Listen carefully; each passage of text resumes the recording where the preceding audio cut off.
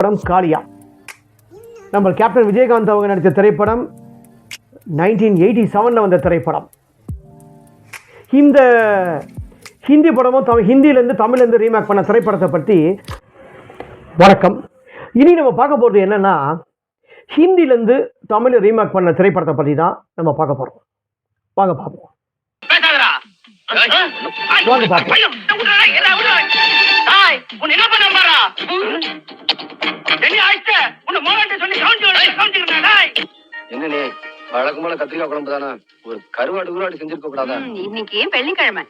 நடிகர் அமிதாப் பச்சன் அவர்கள் நடித்து சூப்பர் ஹிட்டான திரைப்படம் 1981 வந்த திரைப்படம். அதாவது 1981 வந்த திரைப்படம் காளியா.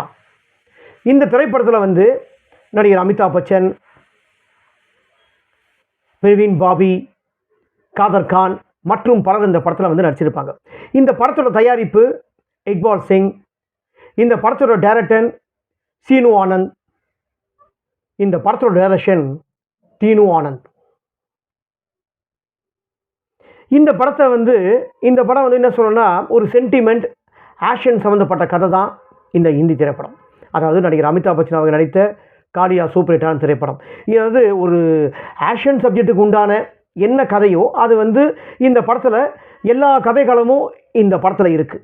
அப்படிப்பட்ட திரைப்படம் தான் காளியா ஹிந்தி திரைப்படம்.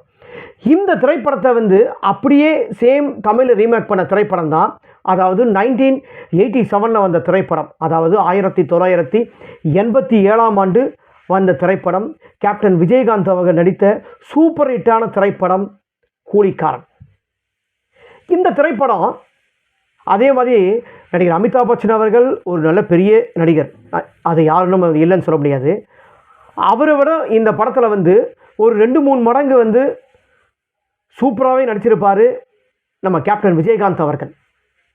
அதாவது என்னதான் ஹிந்திலேருந்து ரீமேக் பண்ண திரைப்படத்தை நம்ம அப்படியே தமிழில் ரீமேக் பண்ணாலும் சேம் ஹிந்திலேருந்து காளியாவும் தமிழ்லேருந்து கூலிக்காரன் கதையும் சரி சீன்ஸும் சரி எந்த விதமான மாற்றம் இல்லாமல் சேம் அப்படியே தான் எடுத்திருப்பாங்க. அந்த திரைப்படம் எந்த விதமான மாற்றம் இல்லை, ஆர்டிஸ்ட்டுங்க மட்டும்தான் மாற்றம். அதே மாதிரி அந்த அந்த கூலிக்காரன் திரைப்படத்தில் ரொம்ப அழகாக நடிச்சிருப்பார் கேப்டன் விஜயகாந்த் அவர்கள். அந்த படத்தில் ஸ்ரீவித்யா அன்னி கதாபாத்திரம், பிரதர் அதாவது அண்ணங்காரன் கதாபாத்திரம் நாகேஷ். அவர் குடும்பம் ஒர்க் பண்ணிருக்கும். ஆனால் அவர் குடும்பத்தில் அண்ணங்காரன் மட்டும்தான் வேலைக்கு போகிறாரு. அவரோட குடும்பம் அண்ணங்காரன் அவர் ஏதோ ஒரு சூழ்நிலையில் ஒரு சமுதாயத்தில் தாக்கப்பட்டு அவரோட கை கால் உடஞ்சி போனதுக்கப்புறம் அவர் குடும்பம் எப்படி காப்பாற்ற முடியும் அப்படின்னு நினைக்கும் போது இவர் வேலைக்கே போக முடியாதவர் வேலைக்கு போகிறாரு, உழைக்கிறாரு. ஆனால் அவர் எவ்வளோ உழைச்சி பார்க்குறாரு, ஆனால் நேர்மைக்கு மரியாதை இல்லை. அதனால தான் எப்படி நம்ம குறுக்கு வழியில் போய் நம்ம சம்பாதிக்கணும்னு சொல்லிட்டு அந்த குறுக்கு வழியெலாம் எப்படி போய் சாமர்த்தியம் இது பண்ணி உழைச்சி முன்னேறாரு. ஆனால் அவர் உழைச்சி குறுக்கு வழியில் முன்னேறும் போது அந்த முன்னேறத்துக்கு உண்டான இது அவர் அண்ணங்காரன் கூட உயிரிழர் இல்லை. நம்ம அண்ணங்காரன் உயிரிழனாலும் பரவாயில்ல, அண்ணியோட குழந்தைய நம்ம எப்படியாவது காப்பாற்றணும்னு சொல்லிட்டு தான் இந்த படத்தோட மீதி கதையும். இந்த கதையில் ரொம்ப அழகாக ஸ்க்ரீன் பிளே, அதாவது இந்த படத்தோட திரைக்கதை டைரக்ஷனை டைரக்டர் ராஜசேகர் அவர்கள் ரொம்ப அழகாக கொண்டு போயிருப்பார் இந்த கூலிக்காரன் திரைப்படத்தில். அதாவது கேப்டன் விஜயகாந்த் அவர்கள் ரொம்ப அழகாக கொண்டு போயிருப்பார். இந்த திரைப்படத்தில் பார்த்தீங்கன்னா எல்லாருமே நடித்த நடிகர்கள் ரொம்பவே நல்லா பண்ணியிருப்பாங்க.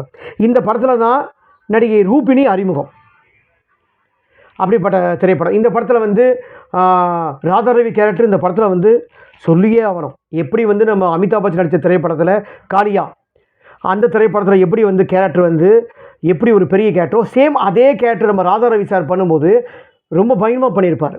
இந்த படத்தில் தான் சொன்னேன், டைரக்ஷன் சரி வசனம் பாட்டு எல்லாருமே இந்த படத்தில் ரொம்பவே அழகாக இருக்கும். கேப்டன் விஜயகாந்த் அவர் நடித்த கூலிக்காரன் எல்லாருமே ரொம்ப நல்லா பண்ணியிருப்பாங்க. ஏன்னா இந்த படத்தில் ஒரு சீன் ஒன்று வரும். அதாவது கள்ள நோட்டு எப்படி தயாரிக்கிற மிஷின் ஒன்று சூப்பராக காட்டியிருப்பாங்க. அதாவது ஒரு பணம் சைஸுக்கு ஒரு பேப்பர் ஒயிட் பேப்பரை விட்டால் அப்படியே இந்த பக்கம் பணமாக வரும். அந்த மிஷினில் இந்த திரைப்படத்தை நல்லா காட்டியிருப்பாங்க. நம்ம அமிதாப் பச்சன் நடித்த ஹிந்தி படம் காளியா திரைப்படத்துலேயும் இந்த சீன் வரும். சேம் அப்படி தான் எடுத்திருப்பாங்க. ஆனால் விஜயகாந்த் அவர்கள் பண்ண விதம் வேறு. இந்த படத்தில் நடித்த நடிகர்களும் உங்கள்கிட்ட ஏற்கனவே சொல்லியிருக்கேன். விஜயகாந்த், ராதாரவி, எஸ் சந்திரன், நாகேஷ், ஜெய்சங்கர், நடராஜன், நடிகர் பாண்டியன் ஒரு சீன் பாட்டு இந்த படத்தில் பாடியிருப்பார்.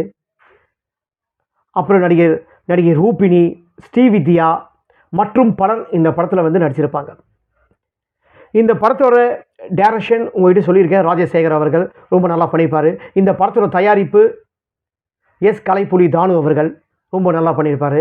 இந்த படத்தோட இசை ராஜேந்திரன் ரொம்ப நல்லா அழகாக பண்ணியிருப்பார். இந்த படத்தில் வந்து வயறு தான் பாடாப்படுத்துது, என்னாட உலகம் இது, இது பொல்லாத உலகம் இது, மாடா உழைக்கிறோம் ஓடா தேயிறோம் வாழ்க்கை உயிரலிங்கே சொல்லி ஒரு நல்ல திரைப்படம் பாட்டு. இந்த பாட்டை வந்து நல்ல ஹை ஸ்பீச்சில் பாடியிருப்பாங்க. மலேசியா வாஸ்தவன் பாடியிருப்பார், ரொம்ப அழகாக பாடியிருப்பார்.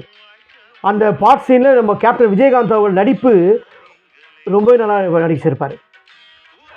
அந்த நடிப்பு வந்து ஒரு அமிதாப் பச்சன் அவர்கள் சீனில் வருது. பட் நம்ம கேப்டன் விஜயகாந்த் அளவுக்கு நடிக்கிறேன்ட்டு இது என்னோட தனிப்பட்ட முறையில் கருத்து. ஓகேங்களா? இந்த படத்தில் எல்லா இதுவும் சொல்லியாச்சு. 2 படம், அதாவது ஹிந்திலேருந்து ரீமேக் பண்ண திரைப்படம், அதாவது அமிதாப் பச்சன் அவங்க நடித்த திரைப்படம் 1981 வந்த திரைப்படம் காளியா. நம்ம கேப்டன் விஜயகாந்த் அவங்க நடித்த திரைப்படம் 1987 வந்த திரைப்படம். இந்த ஹிந்தி படமும் ஹிந்திலேருந்து தமிழ்லேருந்து ரீமேக் பண்ண திரைப்படத்தை பற்றி நான் உங்களுக்கு இன்றைக்கி கொடுத்தது. உங்களுக்கு காணொலியை பிடிச்சிருந்தா கல்லாப்பட்டி தமிழ் யூடியூப் சேனலை மறக்காமல் சப்ஸ்கிரைப் பண்ணுங்கள், கமெண்ட் பண்ணுங்கள், லைக் பண்ணுங்கள், ஷேர் பண்ணுங்கள். வணக்கம். சொல்லுங்கள், பிடிச்சதோ பிடிக்கலையோ, ஆனால் மறக்காமல் கல்லாப்பட்டி தமிழ் யூடியூப் சேனலை மறக்காமல் சப்ஸ்கிரைப் பண்ணுங்கள், லைக் பண்ணுங்கள், ஷேர் பண்ணுங்கள், கமெண்ட் பண்ணுங்கள். வணக்கம்.